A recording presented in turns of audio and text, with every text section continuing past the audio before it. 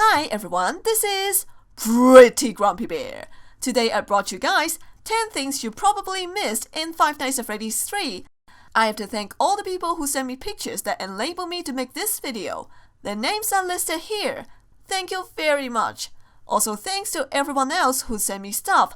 Thanks a million. Now let's enjoy the 10 things you might have missed in Five Nights at Freddy's 3. Withered Bonnie from Five Nights at Freddy's 1. On cam number 6, if you watch it really carefully, you can see on the left hand side there is a broken animatronic.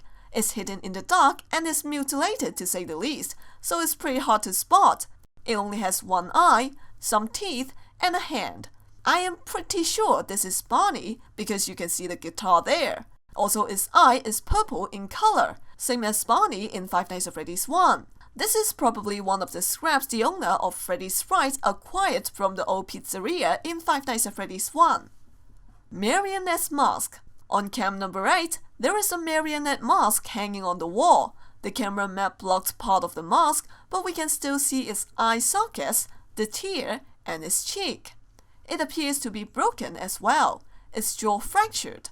I don't see any torso attached to this mask either.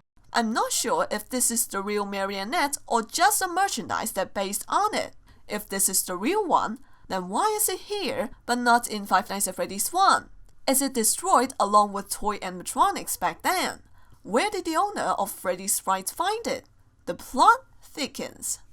Paper Plate Freddy. On rare occasions, Paper Plate Freddy will appear on the wall of your office, and that completed the paper plate collection because we have the paper plate man in the box of scraps, and sometimes the paper plate Bonnie appear on the other side of the wall as well. All 3 paper plate designs from Five Nights at Freddy's 2 reunite here. But what does it mean though? Who are these 3 paper plate designs referring to?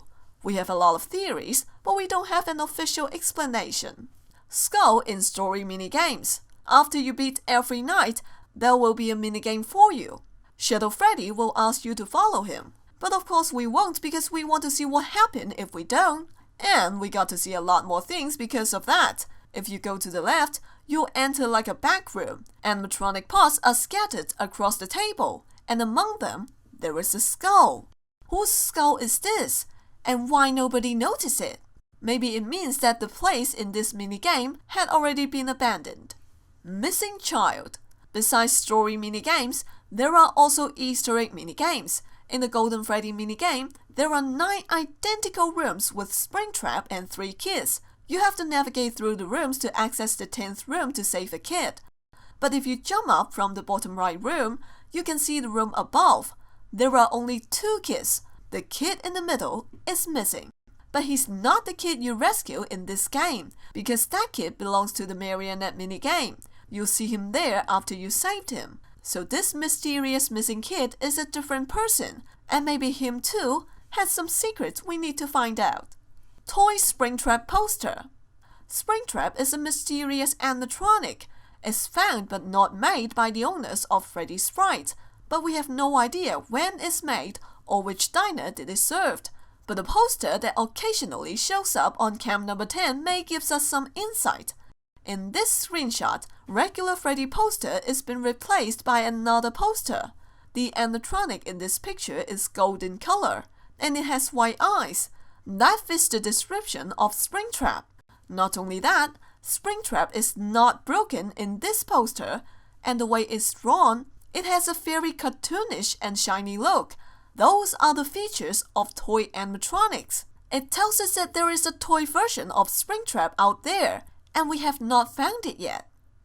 Hidden message in the newspaper. After you beat Nightmare Mode, you'll be shown a newspaper. In the center, there is an article telling you what happens to Freddy's Sprite at the end. The rest of the newspaper is blurred, indicates it has nothing to do with the story. But they are not just some random words that exist solely to make the newspaper look more authentic. When you de-blur it, you can read it. These are heartfelt messages written by Scott Cawthon, the creator of Five Nights at Freddy's. He tells us the difficulties he once faced as a game developer and how Five Nights at Freddy's changed everything. It's really heartwarming. It lets us know the story behind a humble game developer. The message is quite long, so I'm not going to read it here. I'll leave a link in the description for you to go check it out. Springtrap in the newspaper. There is another secret hidden in the newspaper. Freddy's figurine is not the only thing in the photo. Springtrap is also in it. It's clearer after we brighten up the picture. But why is it there?